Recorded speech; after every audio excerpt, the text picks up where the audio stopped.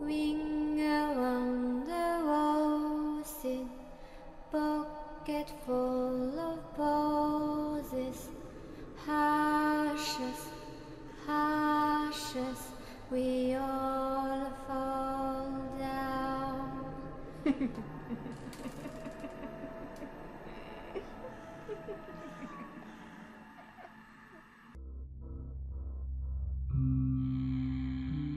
Je ne connais plus mon nom. Je ne sais plus qui je suis. Mon seul souvenir est que je suis là, dans ce monde entre deux. Je suis ni morte, mais ni en vie. J'ai le teint pâle, mes cheveux sont fins et longs. Je suis habillée d'une sorte de robe à moitié froissée, avec des trous, ici et là. Il y a quelques taches dessus, mais je n'arrive pas à distinguer les couleurs. Cet endroit m'est parfaitement inconnu. Je sens que mon corps a vécu des changements. Je ne possède pas de jambes, je flotte. C'est assez étrange. J'ai beau vouloir essayer d'avancer, mais mon esprit refuse de faire un pas après l'autre. Cet endroit est tout aussi lugubre dans le sens que dès que je flotte, pour le coup, en direction d'un mur, il est flou, comme si il n'était pas réellement là, alors que je le vois très clairement. Quand je m'apprête à m'avancer en direction d'une porte pour envisager de l'ouvrir, c'est le même procédé. Elle commence à devenir floue, puis elle disparaît. Je n'ai aucune indication à première vue pour m'indiquer l'endroit où je suis. Je ne pourrais pas dire si je suis dans une maison, un appartement, ni même dans un immeuble. Les fenêtres de ce lieu est étrange, elles ne montrent rien. Seulement un ciel grisâtre, sans nuages. Il y a une magnifique lune de couleurs très vives. Mais il n'y a aucun paysage, aucune maison, aucun quartier, rien de tout ça. Je pense apercevoir au loin une forêt, d'au moins je peux constater qu'il y a quelques arbres ici et là. Mais comment en être certaine? Je flottais là, sans savoir ce que je devais faire. J'ai donc décidé d'avancer tout droit, voyant jusqu'où je pouvais me diriger. Tout en flottant dans les airs, d'un à l'esprit, étant donné la tournure de l'endroit, de mon apparence, car je suis passée devant un miroir. Et par chance, enfin, je pense, je ne suis pas sûre, j'ai pu voir à quoi je ressemblais. Sans grande surprise, j'avais un peu l'air pâle. Ce détail, j'avais pu le voir avec mes mains, mais mes cheveux étaient bel et bien longs et fins, d'un noir intense. Mes yeux étaient sans couleur, et ma taille, je n'étais pas très grande. Je devais être encore qu'une enfant, je devais faire, allez, 1,50 m. J'étais habillée d'une robe blanche, enfin, ce qu'il en restait, car elle était recouverte de trous, des taches, une vraie souillon. En m'observant, j'ai eu comme un flashback, du moins c'est ce que j'ai pu en déduire. J'ai senti une main sur mon épaule droite qui m'a poussée violemment. Je me suis sentie tomber plusieurs mètres. Je ne me souviens pas de qui était cette personne, mais elle était masculine, car la main me semblait plus large que celle d'une femme. Après, mes souvenirs ne veulent plus rien dire. Tout est totalement brouillon, flou. Devrais-je me rappeler de ma mort pour pouvoir passer dans l'autre monde? Une porte m'interpelle, dans ce long couloir sans lumière. Je ne saurais pas l'expliquer. Elle était comme les autres, à la seule différence que celle-ci, eh bien, j'ai pu l'ouvrir. La première depuis mon réveil. On va dire que ça comme ça. Elle menait sur une grande bibliothèque. Une dame était assise à une table, entourée d'une tonne de livres. Elle avait l'air tellement plongée dans sa lecture. J'étais comme aspirée pour aller vers elle. Elle avait un bel aura. Je pouvais m'approcher. J'ai tendu une main dans sa direction, mais d'un seul coup, je ne sais pas où, je me suis retrouvée projetée dans ce long couloir encore une fois. Qu'était-ce cette personne? Pourquoi je pouvais aller vers elle? Encore des questions sans réponse. Je ne savais pas depuis combien de temps j'irais là sans but. Des brides de souvenirs venaient ici et là, mais rien qui puisse m'expliquer ma présence dans cet endroit vaste où rien n'est réel, même pas ma propre existence.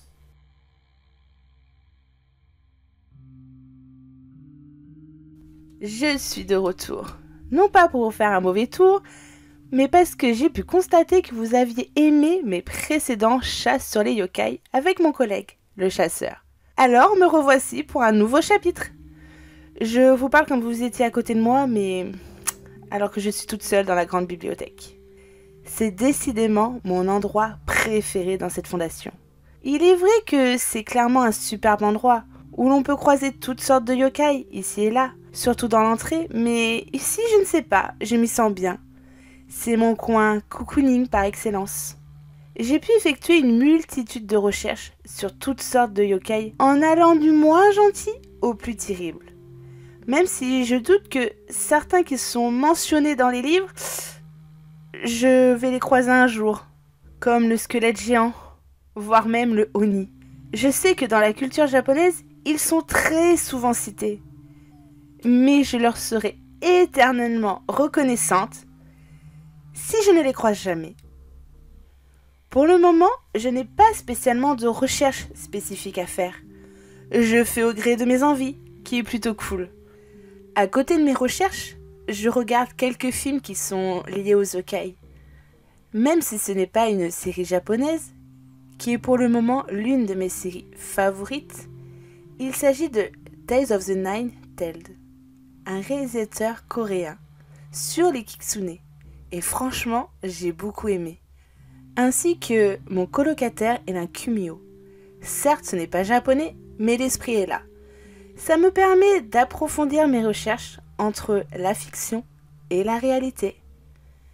Il y a forcément les célèbres films d'horreur comme The Ring, qui met en valeur un esprit vengeur.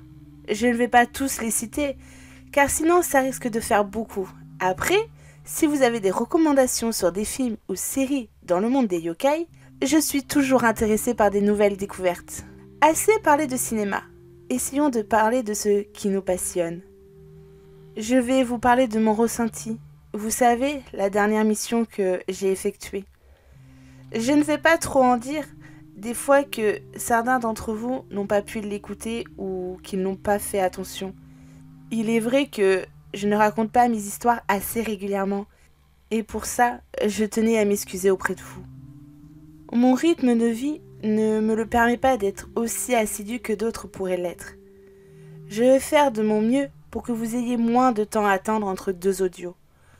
Sauf si, bien sûr, je vois qu'une diminution d'écoute et dans ces cas-là, ça me fera dire que je dois stopper. Ou alors, une chasse aura mal tourné. Il faut toujours garder cette idée dans le coin de la tête. Comme j'ai pu l'entendre quelque part, tant que l'on a peur, c'est que nous sommes toujours en vie.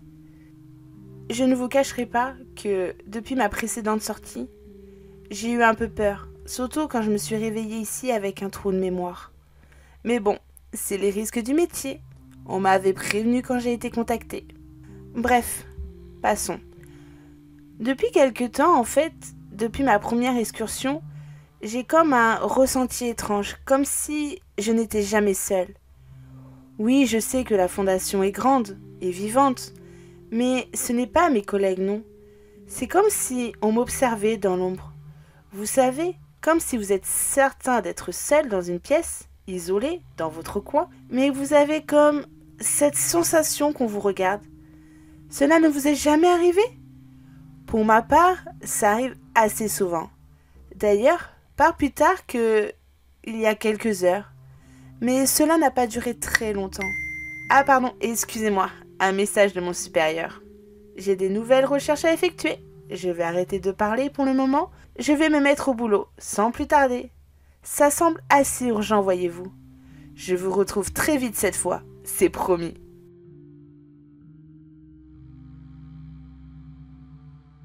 J'ai enfin pu retrouver des souvenirs. Je ne sais pas depuis combien de temps je tourne en rond ici, mais je suis bien contente d'être sortie. Ça fait du bien de voir autre chose qu'un grand couloir, si tristouné. Je suis là, dans mon coin favori quand j'étais en vie. Car oui, je suis bel et bien morte, à l'âge de 12 ans, qui est plutôt jeune. Je ne peux pas trop dévoiler mon passé, et pourquoi je suis morte. Sinon, ça casserait la surprise, et je compte bien me venger des personnes qui ont tenté de me tuer, et retrouver en même temps mon meurtrier. Je suis déterminée à me venger. Je vais leur montrer ce que peut faire un esprit tel que moi. J'ai enfin pu retrouver la porte de sortie. Je vais rendre une petite visite à ma chère mère, Evelyne.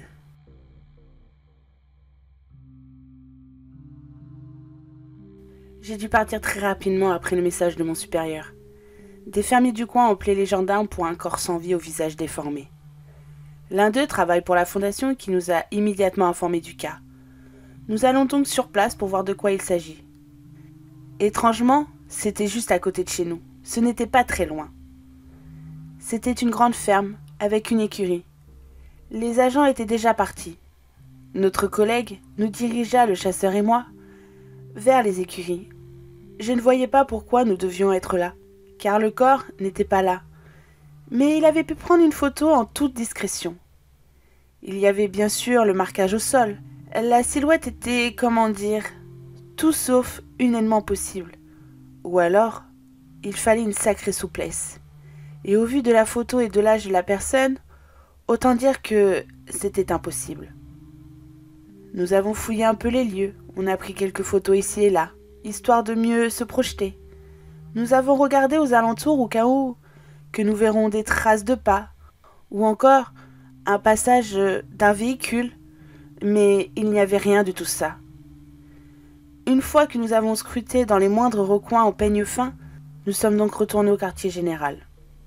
On m'a laissé les photos, car ils sont persuadés que ça provient d'Ayokai. Alors pourquoi exactement, je ne sais pas trop. Je devais faire des recherches par rapport aux esprits vengeurs. C'était pas si simple, car il y en avait quand même beaucoup, donc je devais arriver à en sélectionner quelques-uns, qui correspondaient au mieux à l'apparence défigurée de la victime. Ce n'était pas un détail à prendre à la légère. On le sait bien que des esprits vengeurs, bien souvent, ils utilisent surtout leur pouvoir psychique, plutôt que physique. Je ne dirais pas que c'est rare, mais tout de même, ce n'est pas très commun. Je parle de ce trait de figure car la victime a eu le visage lacéré, avec une expression figée, qui indiquait une peur intense.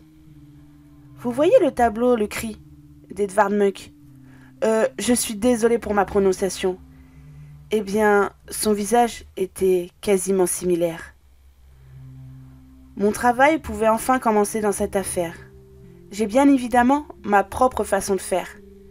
Tout d'abord, je vais me préparer un grand thermos de café. Car je me connais, une fois que je commence mes recherches, je pouvais passer des jours et des nuits entières là-dessus sans forcément m'en rendre compte.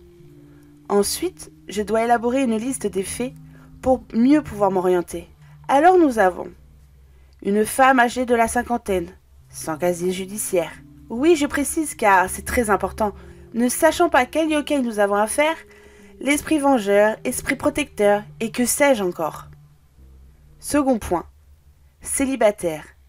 Personne n'a déclaré sa disparition, mis à part le voisin de la ferme à proximité. Troisième point, un enfant qu'elle a plus ou moins abandonné. La police doit faire une enquête approfondie à ce sujet. Quatrième point, le visage de la victime défiguré par une grande peur et lacéré. Il me manque encore quelques informations, mais je dois faire avec ce que j'ai sous la main, en attendant que plus de données du médecin légiste m'arrivent. La Fondation a quelques personnes cachées ici et là, dans différents services pour mieux nous aider à détecter rapidement les yokai, les plus redoutables. Je ne le nierai pas, mais c'est franchement pratique.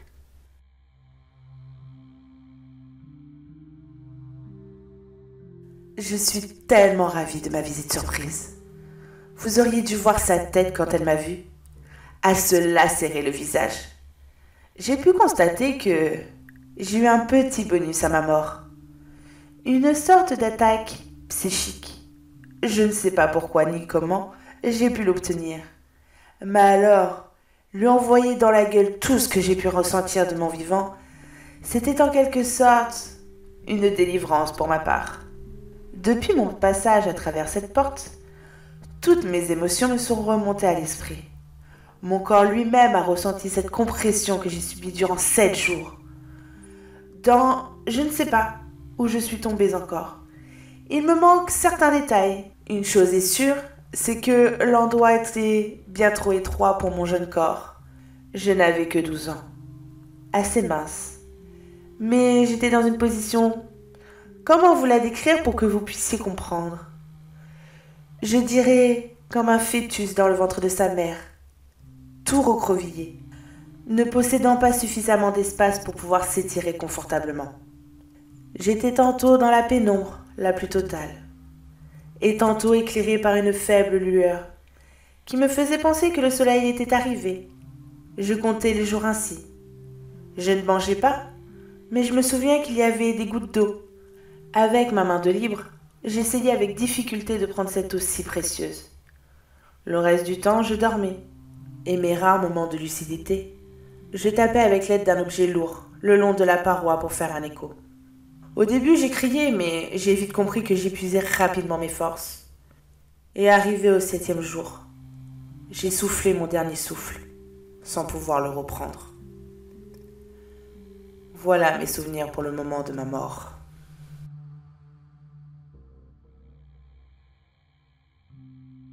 Voilà, j'ai pu faire une petite sélection après quelques heures de recherche. La première est une Kusisake Una. C'est une femme qui est défigurée par son mari jaloux. Et bien évidemment, elle cherche à reproduire par vengeance le même acte dont elle a été victime. J'ai pensé à celle-ci pour ses traits physiques, que bien sûr nous avons pu découvrir sur notre victime à nous. Et le second est un yokai qui est prénommé Ayule, qui est l'esprit d'une personne qui n'est pas montée au paradis, car elle a laissé derrière elle soit des chagrins, des colères ou des regrets. Elle peut s'approcher sans trop difficulté des personnes qui ont pu lui infliger son sort.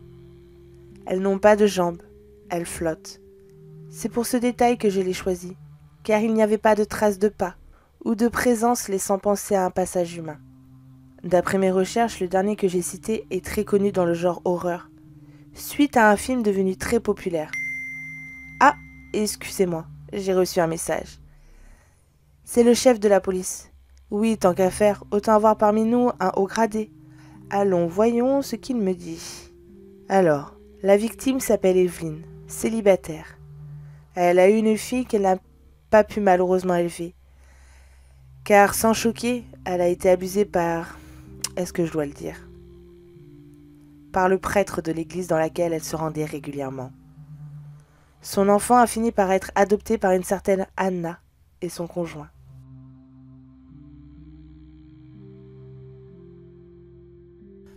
Après le meurtre de ma mère, enfin, si je peux l'appeler ainsi, j'ai rejoint le couloir là où une porte m'intrigue.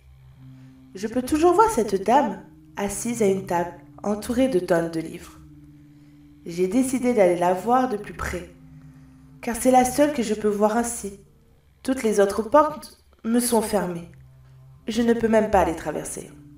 Je suis donc là, dans cet endroit spacieux. Cela ressemble à une bibliothèque. C'est fabuleux. Mais attendez, laissez-moi m'avancer un peu plus près de cette personne. Elle semble si gentille, un visage doux. Mais elle n'est pas de chez nous. Elle n'a pas les traits physiques d'un japonais. Mais je ne sais pas, je suis comme attirée par elle. Je remarque qu'à côté de ses livres, elle prend des notes, certainement dues à ses recherches. Je vais m'avancer encore un peu. Pas trop près non plus. Je ne cherche pas à la tuer, pas comme ma mère. Je ne connais pas encore l'étendue de mes pouvoirs. Il y a comme un voile qui nous sépare, comme si je la voyais à travers un miroir. Je ne sais pas si je m'exprime bien, mais bref, je ne souhaite pas lui faire du mal. Sur le papier à sa droite, j'ai pu très clairement lire Evelyne. Ma mère? Non, ce n'est pas possible. En gras, il y a marqué défiguré. Je ne crois pas aux coïncidences. Elle enquête sur le crime que je venais de faire. Comment pouvait-elle le savoir? J'ai décidé de continuer de lire. Abusée par un prêtre? Adoptée? Tiens, elle écrit encore. Tentative de noyade sur sa fille.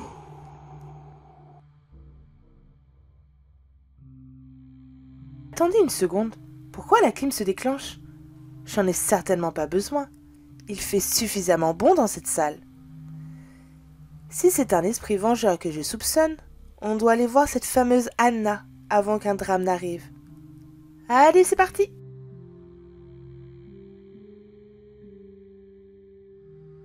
Je n'ai pas pu rester pour en savoir un peu plus. Je me suis sentie comme aspirée par derrière, qui m'emmena directement dans une église.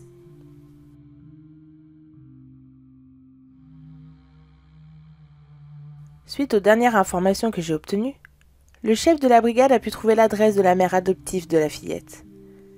Nous n'avons pas réfléchi, et nous sommes partis directement chez elle sans prévenir. Je ne sais pas comment nous allons aborder le sujet, mais nous verrons bien quand nous y serons. Bien sûr, je ne suis pas seule. Je suis avec le superbe chasseur, et avec tout son équipement au cas où qu'on tomberait sur l'entité en question.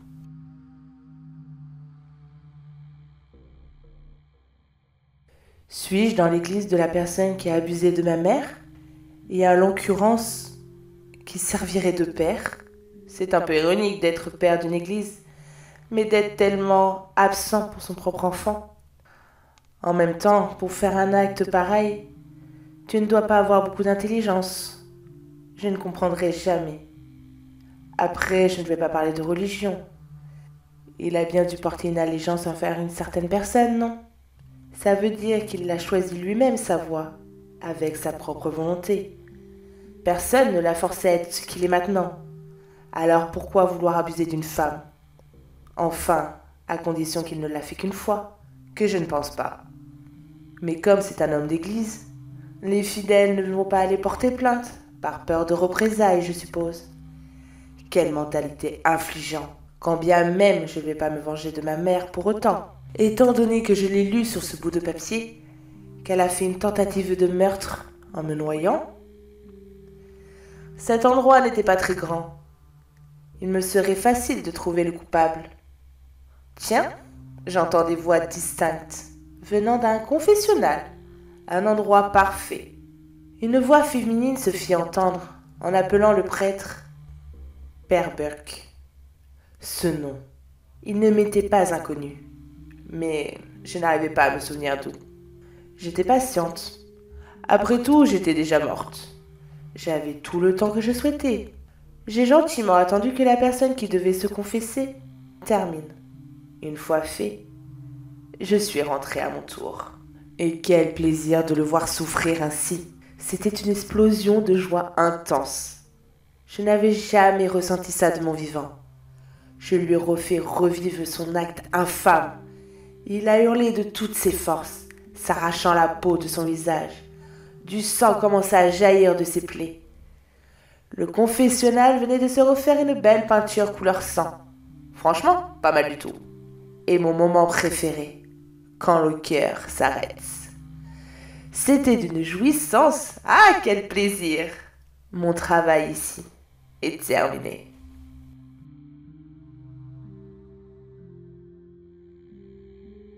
Nous sommes arrivés. J'ai quand même vérifié l'adresse à plusieurs reprises par peur d'arriver chez la mauvaise personne.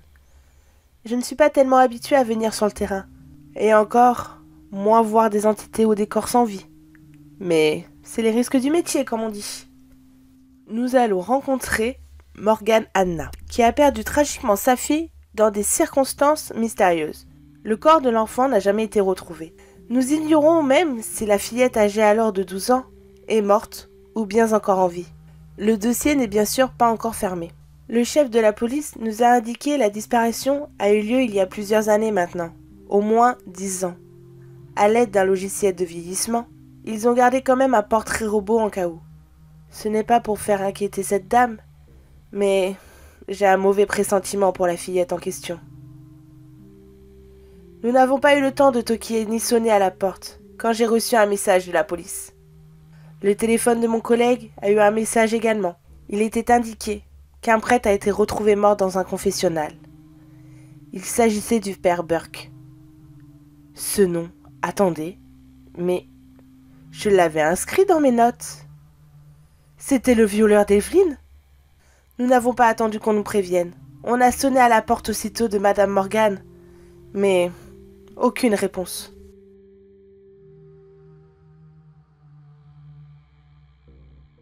J'en avais plus qu'assez d'attendre dans mon couloir. J'avais envie de terminer mon travail pour espérer trouver la paix. J'allais y mettre un terme maintenant. Je suis allée donc rendre une petite visite à celle et celui qui m'a élevée. Allons voir les derniers représentants de la famille Morgan. En pensant à son nom, je me suis retrouvée chez mon premier meurtre, dans une grande ferme, avec, dans son grand espace, au loin, je vois un puits. Il me disait quelque chose. Des brides de mon assassinat me reviennent. On ne voulait pas de moi, sous prétexte que j'étais méchante, trop dangereuse pour eux. Alors que j'étais une simple fille qui voulait comme tous les autres enfants, j'ai lancé des cailloux dans les puits en pensant faire un vœu comme je l'avais vu plus tôt dans un anime. Mais quand j'ai voulu me pencher au-dessus de lui, c'est là que j'ai senti sa main me pousser à l'intérieur. Dans un réflexe, j'ai juste eu le temps de voir qui était l'auteur de cet acte. Mon beau-père. Le puits n'était pas très grand. Je n'avais pas beaucoup d'espace. J'ai juste la place pour m'installer en mode fœtus, pour trouver un peu de chaleur avec mon corps. J'étais vêtue d'une simple robe blanche. Les nuits étaient atrocement froides et humides. Normal dans un puits. Je me voyais en train de pleurer toutes les larmes de mon corps au fond du trou. J'appelais à l'aide, j'hurlais. Pourquoi m'avoir poussé dans un tel endroit ? Je tapais à l'aide d'une pierre qui s'était détachée de la paroi, car j'avais bien compris qu'on ne viendrait jamais m'aider. Aussi bien que ma mère et mon père adoptif. J'allais mourir ici, seule. Mon existence était née d'un viol. Personne ne me voulait au fond. Une abomination à leurs yeux. Un déchet qu'on devait éliminer. Ça leur a pris 12 ans. Et moi, j'ai pris 7 jours à mourir avec un minuscule espoir qu'on vienne me chercher. La police, des voisins, des amis, qui se seraient, je ne sais pas, inquiétés de mon absence à l'école. Mais personne n'est venu me secourir. Ils m'ont tous laissé mourir dans ce trou de merde. Je vais tous les tuer. Tous ceux qui m'ont abandonné. Moi, Samara. Je vais aussi venger tous les enfants qui ont la malchance de naître dans une famille pitoyable. Le repos éternel, je n'en veux pas. Je vais tous les retrouver et les massacrer.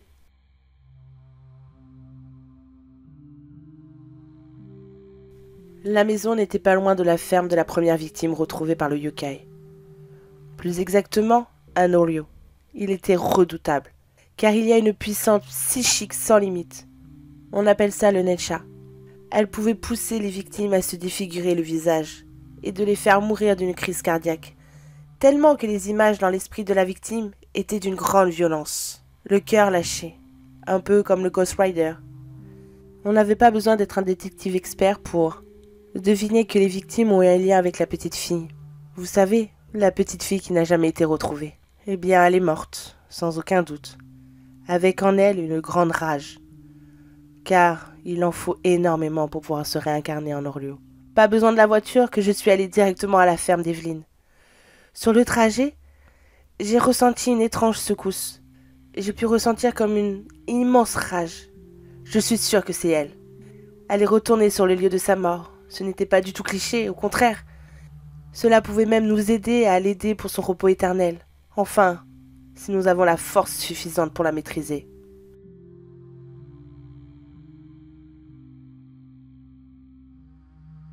Je t'ai trouvé, mère. Comme c'est mignon. Tu as l'audace de venir près de ce puits, là où tu m'as laissé moisir. Tu peux pleurer autant que tu le souhaites. C'est la fin pour toi. Son regard s'est plongé dans le mien. Dans un fracas, elle est tombée au sol. J'ai juste eu le temps d'apercevoir mon débile de père. Je n'ai pas réfléchi. Je l'ai laissé s'avancer devant sa femme morte. Et j'ai refait le même procédé. Son regard s'est plongé dans le mien. Il s'est lacéré le visage de peur. Puis, a gentiment fait quelques pas proche du puits. Et boum, son cœur s'est arrêté. Et son corps a fini par se jeter de lui-même dans le puits. La boucle est bouclée. Samara, s'il te plaît, arrête. La vengeance ne peut pas t'aider à trouver le repos. Je me suis figée. En attendant mon nom, mon corps a tressailli. Comment savait-elle mon nom? Je me suis retournée. C'était la dame de la bibliothèque. Comment connais-tu mon nom? Qui es-tu pour arriver à me parler? Je m'appelle Alia. Et pourquoi j'arrive à communiquer avec toi? Eh bien, disons que certaines personnes ont un don qui peuvent aider les yokai à se repentir, tu vois, tel que toi, afin de pouvoir te libérer. Je ne sais pas avec la plus grande certitude pourquoi tu es morte. Mais arrête de faire ce massacre. Tu as fait 4 victimes. Je pense que c'est bon, c'est fini. Tu peux arrêter là. Non, non, je ne veux pas arrêter là. D'autres personnes ont besoin de moi. Je ne veux pas de repos éternel. Je ne veux un monde sans connard sans nom, où la justice ne fait pas son travail correctement. Je suis restée là pendant 7 jours. Sais-tu ce que l'on peut ressentir durant 7 jours? Je pense pas. Alors dégage de ma vue avant que je décide de te tuer. Je comprends ta colère. Je comprends ta vengeance. Mais je crois que tu nous laisses pas le choix.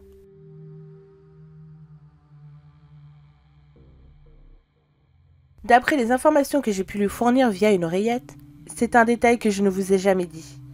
Mais lors des interventions, nous sommes toujours en contact. Il ne me laisse pas aller sur le terrain sans la moindre défense. Nous avions établi une phrase code pour qu'il puisse intervenir avant que je me fasse tuer. Je ne vous cacherai pas que j'ai une trouillomètre à 0 pendant quelques minutes, mais je lui fais entièrement confiance. Il a utilisé un artefact. Je ne sais pas trop, je ne me suis pas plongée sur sa façon de procéder. Il m'a juste dit « Laisse-moi, je gère ce yokai ». Ce n'était pas son premier vengeur. Alors, il avait sa technique. Il l'a enfermé dans une sorte de cassette VHS. Ne me demandez pas pourquoi, mais une chose est sûre, c'est que cette dernière est scellée dans une salle secrète, que moi-même je ne connais pas, en espérant que Samara ne revienne pas parmi nous.